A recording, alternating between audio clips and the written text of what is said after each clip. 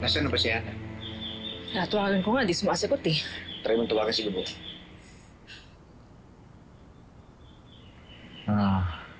Liv. Inspector. Inspector, I'm glad you're okay. Hindi naman daw malalim yung sugat eh. Kaya discharge kagad ako ng doktor. Ninang, si Liv. Ex ni Zach. Liv, si Ninang Irene ko. Mami ni Zach. Nakikita ko na siya sa mga post ni Zach noon. Hector. Papa ni Liv.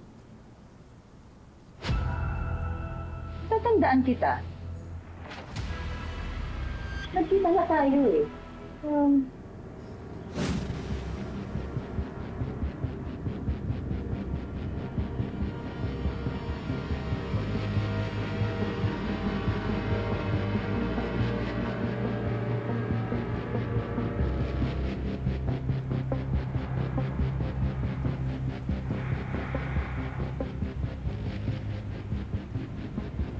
For Myers. Sa opisina ni Zach? Nung araw na namatay siya? Ma, is that true? Oo. May hawak ka pa nga nun eh. Di ba parang eye drop? Sigurado ho ba siya nakita niyo? Oo. Kasi pagkatapos namin mag-usap ni Zach, bumalik ako sa opisina niya. Siya yung nakita ko nandoon. Tapos, nagtaka pa nga ako kasi mag-eye drop siya pero hindi niya pa tinatanggal yung salamin niya. Totoo ba? Bakit? May mali ba sa sinabi ko? Namatay si Zach dahil may naglagay ng eye drop sa inumin niya. At nakakamatay yon kapag marami ka nainom.